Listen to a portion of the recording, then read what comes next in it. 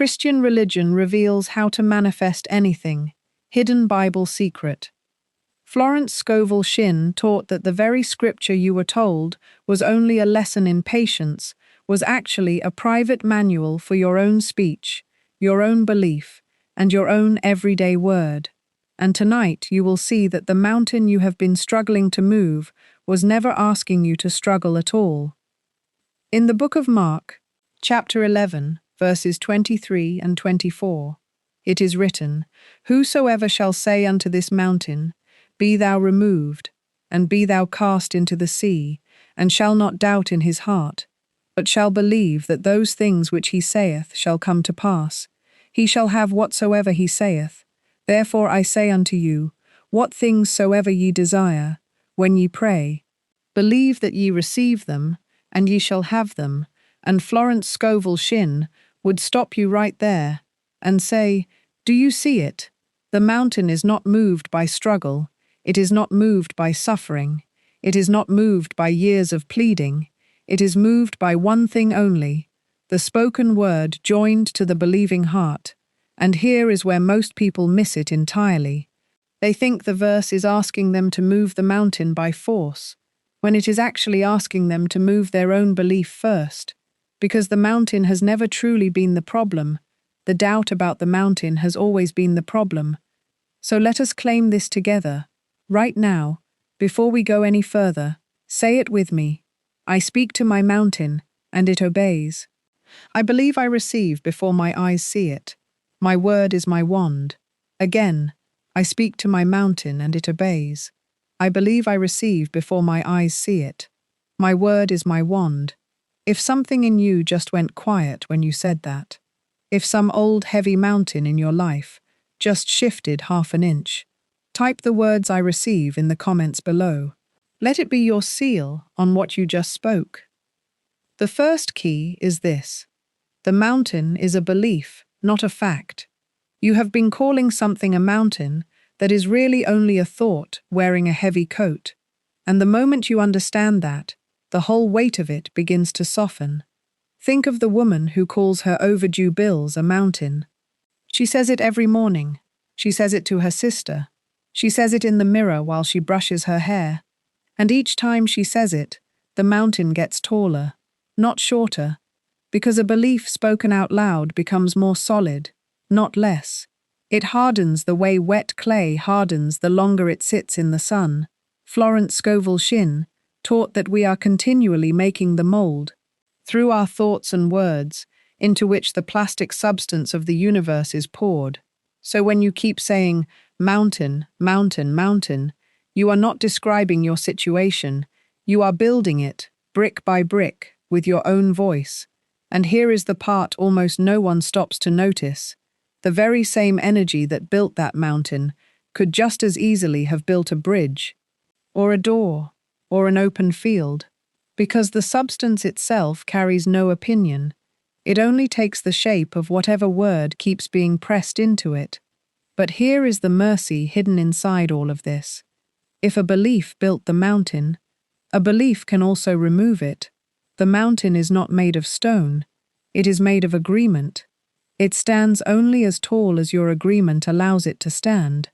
And it will keep standing there faithfully, without complaint, for as long as you keep feeding it your attention.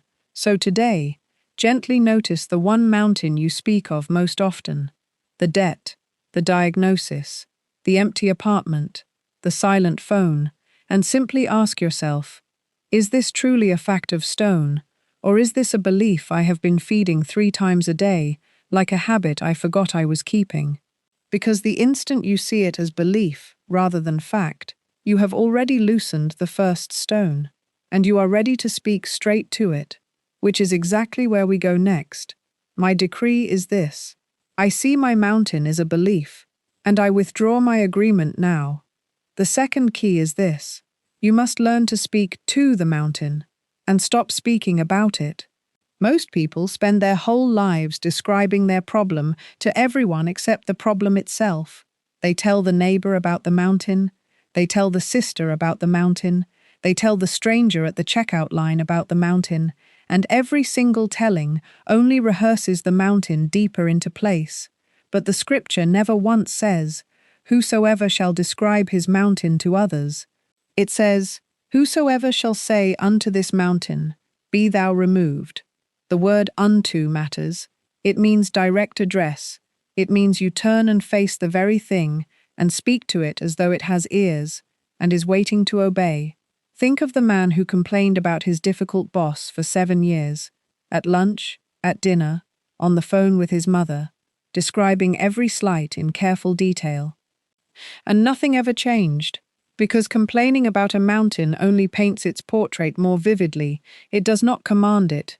One evening, worn thin, he stopped mid-sentence and said instead, out loud, alone in his car, "This job situation is resolved right now in divine order."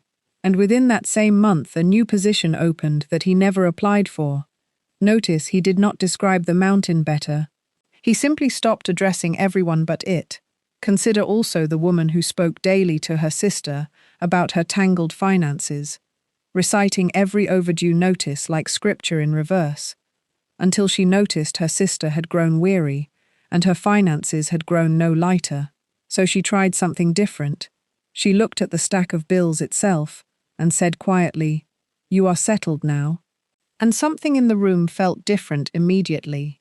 It is not about talking around your problem until you feel better. It is about turning and speaking straight into it until it must move. So this week, catch yourself the very moment you begin describing your mountain to a friend, and instead, quietly, under your breath if you must, speak to the mountain itself. This circumstance is dissolved now. This lack is cancelled now. This delay is finished now, and watch how differently your day begins to move when your words are aimed instead of scattered into every willing ear. And once your word is finally aimed, the next question becomes what exactly you are supposed to believe while you wait for it to land. My decree is this. I speak straight to my mountain, and it must respond. The third key is this. You are asked to believe that you receive, not that you will someday receive. And the tense here is everything. The verse does not say, believe that you will eventually get it if you are patient enough. It says, believe that ye receive them, present tense, right now. While the mountain still looks exactly the way it always looked, Florence Scovel Shinn taught that the invisible is the real, and the visible is only the outer picture catching up to it. And this is the part most people quietly resist, because it feels safer to believe in tomorrow than to believe in this very moment. Tomorrow costs nothing. Tomorrow asks nothing of you. But today, right here, with the bill still on the table and the phone still silent, today asks you to stand in something you cannot yet touch. Think of the woman waiting to hear about a job. Most people in that position keep checking their phone every 10 minutes, keep saying, I hope, I hope, I hope, keep their whole nervous system braced for disappointment. But suppose instead she simply said, thank you for this position. It is already mine in the unseen, and went about setting up her calendar as though the offer were only a formality, that is, believing she receives, not believing she might someday receive if she is lucky enough. Now picture a second woman, in a different kind of waiting. She has been praying for healing for months, and every morning she wakes and takes inventory of her body first, searching for proof that nothing has changed, and each morning the search itself becomes the prayer she is actually praying, because she is asking to see before she is willing to believe. But the scripture never once reverses that order. It never says believe once you see. It says believe that ye receive, and then ye shall have. Seeing was always meant to come last, not first. It is not waiting for the evidence to convince you. It is believing until the evidence has no choice but to arrive. Because faith that waits for proof is not faith at all. It is only agreement after the fact. Real believing happens in the dark, before the light switch is even found, and it is worth asking yourself honestly this week, in the quiet moments when no one is listening, am I believing I receive? Or am I only believing I might receive if the circumstances finally cooperate? because those two postures feel almost identical on the surface, yet they produce entirely different worlds. And once you understand that you must believe before you see, the very next question is, what happens to the part of you that refuses to believe, the part that keeps arguing back? And it will not go quietly. My decree is this: I believe I receive now, before my eyes ever confirm it. The fourth key is this, and I want to walk through it slowly with you, because it is the key most people skip past too quickly. Inside every person who has ever tried to move a mountain there lives an old and frightened self. A self that grew up believing in lack, believing in delay, believing that good things happen to other people and hard things happen here. And this old self is not evil. It is not your enemy in the way you might imagine an enemy. It is simply outdated. It is like a coat you wore as a child that no longer fits the grown person you have become. And the scripture says you must not doubt in your heart. But here is the tender truth, that doubt does not belong to your true self at all. It belongs to this old identity, this false self that learned fear before it ever learned faith. And when Florence Scovel Shinn spoke of the old self needing to die, she was never speaking of your body, and she was never speaking of anything to fear. She was speaking of exactly this, the false, limited, frightened idea of who you are dissolving so that the real self, the one made for abundance, the one already standing in the answer, can finally step forward and speak. Think of it this way: when a snake sheds its skin, nothing about the snake has died. The snake is more alive than ever. It has simply released what it had already outgrown. That is the death Florence Scovel Shinn meant. A shedding, a release, not a loss. My decree is this: I release the old fearful self and let the true self speak. The fifth key is this: that old frightened voice has a name and a birthplace, and once you see where it came from, it loses its grip on you. Let me give you a very ordinary picture, because I want you to see it clearly. Imagine a woman who grew up hearing her mother say, "Money does not grow on trees, and there is never enough. And who do you think you are wanting more?" She absorbed that so young, she never even noticed she was carrying it. And now as an adult, every time she tries to speak a word of increase over her life, a voice rises up inside her, quick and automatic, saying, "Who do you think you are?" That voice is not her true self objecting. That voice is her old self, the one built entirely out of her mother's fear, still trying to protect her the only way it ever learned, by keeping her small. And this is true for nearly everyone listening right now. Somewhere inside you there is an inherited sentence, spoken by a tired parent, a frightened teacher, a well-meaning but limited voice from long ago, and you have been mistaking that borrowed sentence for your own true thought. But it was never yours. It was only ever passed to you. And what was passed to you can also be released by you. My decree is this: I recognize the borrowed fear, and I hand it back today. If something quickens in you, as you hear that, if you can already name the voice and where it came from, this is exactly the kind of shift the next lesson builds on. So stay close, because the truest self does not just want you to let go of the old, it wants you fully established in the new. The sixth key is this: you are not meant to spend your days fighting the old self. You are meant to simply stop dressing in it. Florence Scovel Shinn taught that we must acquire a consciousness of already having. And consciousness is nothing more than the self you have quietly agreed to wear each morning, before you have said a single word, before you have made a single decision. You have already chosen a garment, and that garment decides how the whole day will greet you. Think of two neighbors, both facing the very same unpaid bill on the very same morning. The first one wakes and immediately reaches for the old garment, the one worn thin with worry. She sighs before her feet even touch the floor. She checks the account with dread already rising in her chest. She says under her breath, "Here we go again." And her whole day arranges itself around that garment. Tense phone calls, tight shoulders, a short temper with her children, snapping at the smallest inconvenience because the fabric of fear is already pressing against her. The second neighbor wakes to the exact same bill, the exact same numbers, the exact same mail, on the exact same table, but she has learned to change clothes on the inside before she ever steps outside.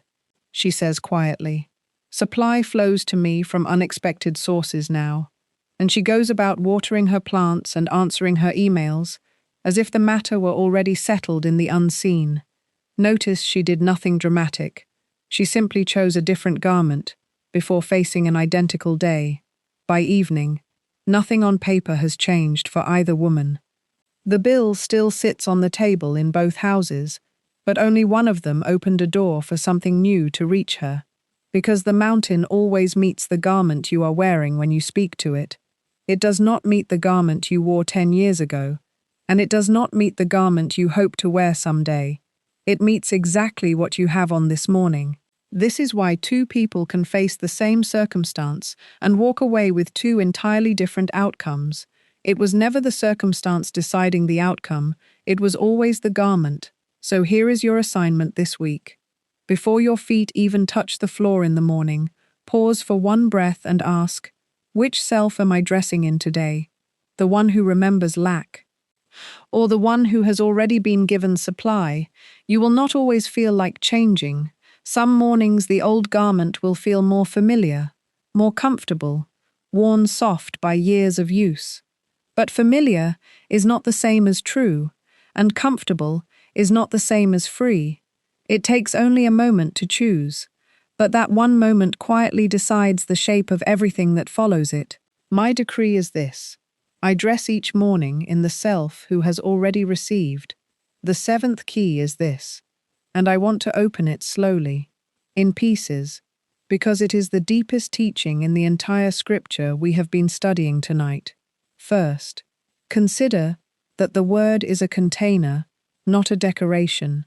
Florence Scovel Shinn taught that words are things, and that every sentence you release into the room around you goes to work immediately, gathering to itself the very substance it named. Most people use words the way they might toss confetti, carelessly, without noticing where it lands, but the mountain is listening to every syllable.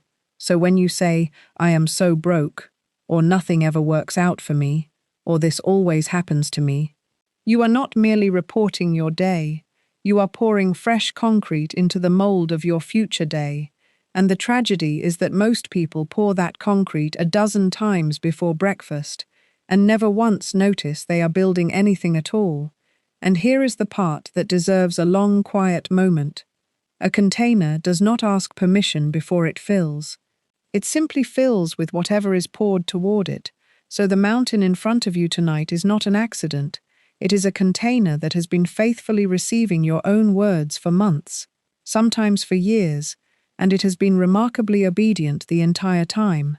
Second, consider that belief is the temperature at which the word becomes real, a word spoken with cold. Half-hearted doubt is like a seed dropped onto frozen ground. It may be a good seed, it may even be the right seed, but nothing will rise from it until the ground itself warms. Florence Scovel Shinn taught that we must not doubt in our heart, and heart here does not mean sentiment. It means the deep settled place beneath your thoughts, where you actually expect life to treat you. You can say the affirmation perfectly and still not believe it, and if that happens, do not force the words louder. Instead, gently examine why the ground feels frozen. Usually, it is an old fear, standing exactly where warmth should be. Let me give you a picture of this. A woman I will call the shopkeeper had spoken her prosperity words every single morning for a year. Faithfully, beautifully, and still her little shop sat empty most afternoons. She rearranged the window display. She changed the hours. She even changed the words themselves, thinking perhaps the wording was wrong, but the wording was never the trouble. Until one evening, she admitted quietly to herself that underneath the pretty words, she still expected the door not to open. that she had walked into the shop each morning already flinching before the bell above the door ever rang.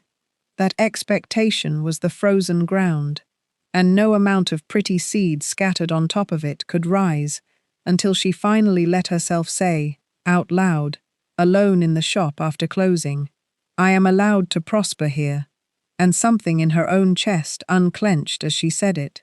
That unclenching, that is the warming of the ground, and it must happen before the word can ever bear fruit. Third, consider the part almost everyone forgets, which is that the mountain is also given a job. Be thou removed, and be thou cast into the sea. Notice it does not simply vanish. It is instructed to move somewhere. This matters more than it seems. Because a mountain of debt does not have to disappear into nothing. It can be cast into the sea of divine settlement. A mountain of loneliness does not have to vanish into a void. It can be cast into the sea of right and loving companionship. The shopkeeper did not only say, "Be gone to her fear," she said something far more powerful. She said, "This shop is filled now with the right customers, at the right hour, paying the right price." She gave her mountain a destination, and a word with a destination moves with far more authority than a word that only pushes something away. Because a mountain that is merely banished tends to wander back around and stand in the same spot by morning, while a mountain that has been given a sea to fall into has somewhere to go and does not return. Fourth, consider that the word must also be sealed with gratitude, not left open like an unfinished sentence. The shopkeeper noticed that on the evenings she simply spoke her word and walked away distracted. Nothing shifted, but on the evenings she added one quiet thank you at the end, as though the answer had already been handed to her. Something in the room itself seemed to settle. Gratitude is the seal on the container. It tells the substance the matter is finished. It is the difference between posting a letter and then also trusting it will arrive. Fifth, and this is the piece that ties the whole key together. Notice that the verse never asks you to convince the mountain, it asks you to convince yourself. The moment your own believing is settled, the mountain has no ground left to stand on. It was never being held up by soil or by fact. It was only ever being held up by your hesitation. Remove the hesitation, and there is simply nothing left underneath it. Think of a rope bridge that only stays taut because both ends are pulling against each other. The instant one end lets go, there is no more tension to sustain. There is no more bridge at all. Your doubt was one end of that rope, and you are the only one who was ever holding it. The shopkeeper let go of her end quietly, on an ordinary evening with no witnesses, no ceremony, no one applauding her for it, and within 2 weeks, the empty afternoons filled themselves in a way she could not explain and did not need to. This is always how it happens. Not with fireworks, but with one person, alone, finally releasing the rope they had been gripping their whole life. My decree is this: my word is warm with belief, and my mountain has nowhere left to stand. The 8th key is this: the mountain rarely moves all at once. It moves in the same quiet, ordinary hours that made up the day you almost missed entirely. Let us walk through a single ordinary day together, so you can see the mechanism at work, rather than merely hear about it. At 7 in the morning, you wake, and your first thought reaches for the old worry, but you catch it gently, and say instead, "Supply flows to me now, in ways I cannot yet see." At 8, you check your phone, and there is no news yet, and the old self wants to sigh. But you simply say, "Thank you, it is already settled in the unseen." At noon, a friend mentions her own good fortune, and the old self wants to compare and shrink, but you say quietly, "I am glad for her, and I know my own good is already on its way to me." At 3 in the afternoon, nothing visible has changed. The bill is still there, the phone is still quiet.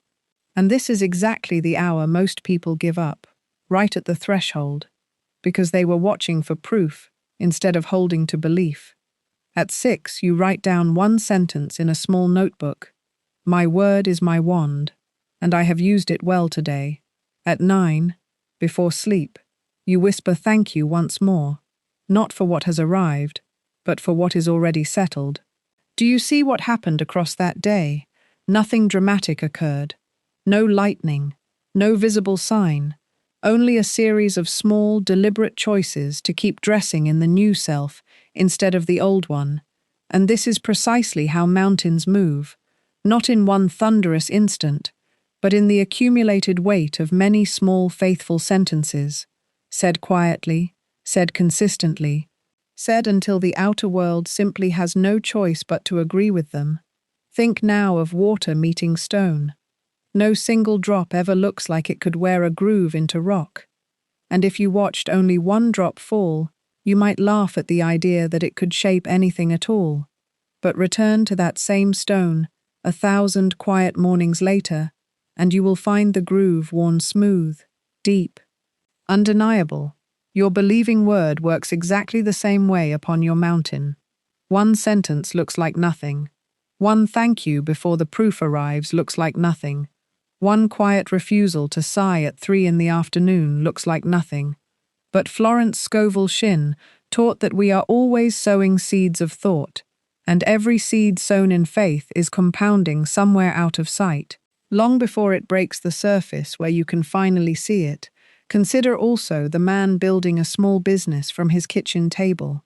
For months the orders trickle in slowly, and every single evening the old self whispers that it will never grow. But each evening he answers instead, my word is my wand, and this work is prospering now. Nothing changes for 11 straight weeks. And then, quite suddenly, as though a dam had simply given way, the orders triple in a single season. He did not do one large dramatic thing in that final week. He did the same small, faithful thing every evening for 11 weeks, until the mountain had no ground left to stand on. So let this be your comfort on the slow days, the third hour of your ordinary day. The one where nothing yet shows is not evidence that the word failed, it is only the groove being worn, quietly, patiently, exactly on schedule. My decree is this: I move my mountain quietly, one faithful sentence at a time. The 9th key is this: once the mountain moves, do not go looking for another one to prove your faith all over again. Florence Scovel Shinn taught that the same law which removed the mountain will also maintain the open road. And this is the key most people never learn, because they have grown so used to struggle that peace itself feels unfamiliar.